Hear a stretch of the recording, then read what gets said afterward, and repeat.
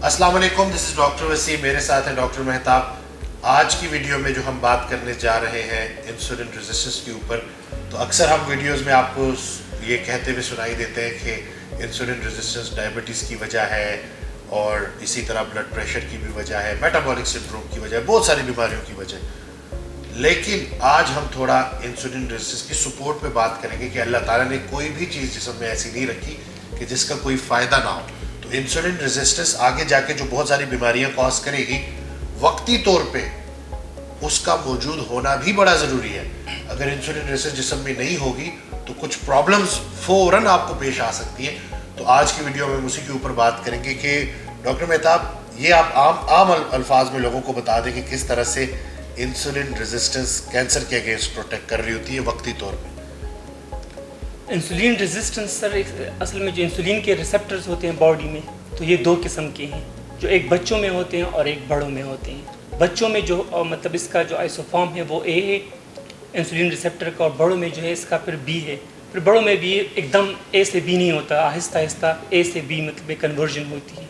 तो जो ए आइसोफॉर्म है वो इंसुलिन को भी मतलब बाइंड करता है, और इंसुलिन के जो बाकी मतलब isoform insulin like growth factor 1 और 2 उसको भी मतलब ये बाइंड करके इसका इफेक्ट्स इंसुलिन के जो मतलब असरात है बॉडी पे उस वो मतलब कर बच्चे की ग्रोथ हो रही होती है तो ग्रोइंग फेज में ये चाहिए होता है। हाँ सर, यही ठीक हो गया। तो ये जो दो रिसेप्टर्स हैं जो आपने बता दिया डिफरेंट फॉर्म, तो जो लोग आगे जाके डायबिटीज़ का शिकार होते हैं तो उनमें कौन सी टाइप ज़्यादा होती है? उसमें बी का मतलब वो जो आइसोफॉर्म है वो ज़्यादा एक्सप्रेस उसकी फ्रॉम ए टू बी वो रेशो जितना ज़्यादा बढ़ेगा उतना ही डायबिटीज़ के चांसेस बढ़ेंगे। ठीक हो तो गया। इसका मतलब सर ये होता है कि बी का आइसोफॉर्म का मतलब ये कि सेल जो है पूरी तरह मेच्योर हो गई हैं। ठीक है। और उनमें जो जो उसे क्या कहते हैं कि जितना मतलब वो इनका न्यूट्रिएंट्स अपटेक है वो भी मतलब अब लिमिटेड हो गया। अब बेदरीग ये ग्लूकोज अमीनो एसिड और फैटी एसिड नहीं ले सकता। अब अगर एक्स्ट्रा आएगा तो वो या तो कोलेस्ट्रॉल में कन्वर्ट होगा या फिर फैटी एसिड्स में कन्वर्ट होगा, और अगर ऑक्सीजन लिमिटेड है तो फिर वो फिर लैक्टिक एसिड यानी तेजाबियत में वो मतलब कन्वर्ट होगा। ठीक हो गया। तो ये जो आपने एक बात बोली थी कि insulin resistance epithelial to mesenchymal conversion के को रोक रही होती है, यानी कि कैंसर, तो वो कैसे रोक रही होती है, थोड़ा इसके ऊपर बता दें। तो हर बॉडी में हर आर्गन का एक ख़ास काम होता है, फंक्शन होता है।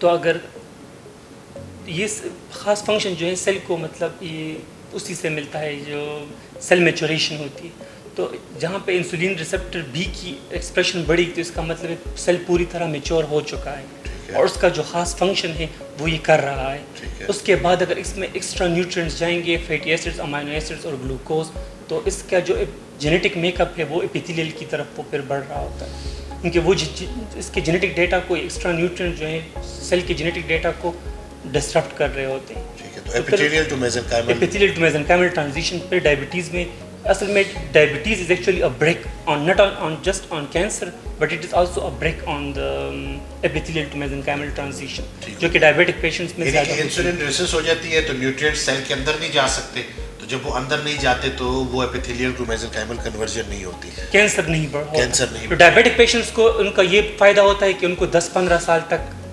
कैंसर मतलब उनका एक किस्म उस पर ब्रेक्स लग गई। लेकिन वो जो एक्स्ट्रा न्यूट्रिएंट्स हैं वो सर वो फिर यूरिन में या फिर जैसे मतलब वो सेल नहीं ले रहा होता है, पेशाब से निकल रहे होते हैं, तो वो एक्स्ट्रा ग्लूकोज वो बाहर निकल रहा है। तो सेल के अंदर जो डैमेज हुआ होता है, फिर वो जो प्रोटीन्स डैमेज है, मिसफोल्डेड है, वही प्रोटीन सेल जो है उनकी ब्रेक डाउन करके उनसे अमीनो एसिड निकाल के उन्हीं प्रोटीन्स की दोबारा वो मुरम्मत करके सही कर लेते हैं उन प्रोटीन्स को। तो इस डायबिटीज़ का फ़ायदा यही है कि जो शुरू में उसका यही फ़ायदा है कि सेल के बॉडी के अंदर जो सारे मतलब मिसफोल्डेड प्रोटीन्स है वो सही हो जाते हैं। तो सेल, यानी कि आप ये कहना चाह रहे हैं कि ये जो वक्ती तौर पे सेल स्टार्व कर रहा होता है, फास्टिंग कर रहा होता है, इंसुलिन रेजिस्टेंस है तो ज़्यादा न्यूट्रिएंट्स अंदर नहीं जा रहे, अंदर ही बॉडी अपने जो है जो जहाँ से प्रोटीन, जहाँ से एनर्जी ले सकती है वो ले रही है, और अगर एक्स्ट्रा ग्लूकोज अंदर नहीं जाएगी तो वो माइटोकॉन्ड्रिया को भी प्रोटेक्ट रखता है। इसी वजह से जिस्म से पेशाब के ज़रिए ग्लूकोज निकल रही होती है और बॉडी यही सिग्नल दे रही होती है कि इस ग्लूकोज की अभी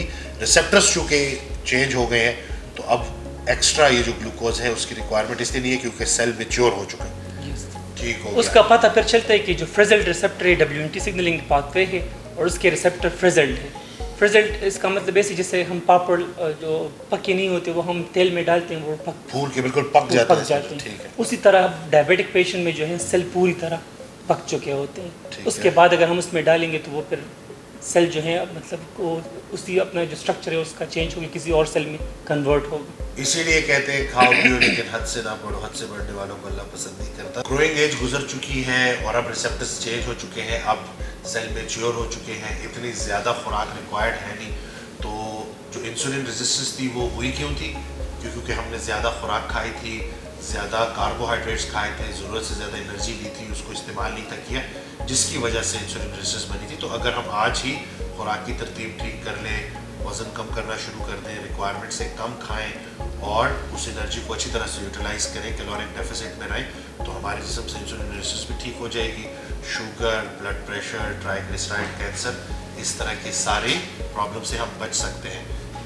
बिल्कुल वक्ती तौर पे बंदा अपनी जान पे जुल्म करता है, लेकिन अल्लाह ने इतनी दिफाई तरतीब रखी हुई है, बॉडी अपने आप को बड़े अच्छे तरीके से अपनी बॉडी जो है दिफा कर रही होती है बदपरहेजियों के ख़िलाफ़ भी। बट अगर ऐसे ही आप अपने आप को फॉर ग्रांटेड लेते रहेंगे तो आगे प्रॉब्लम्स हो सकती हैं। आज की वीडियो का भी मकसद आपको अवेयरनेस देना था।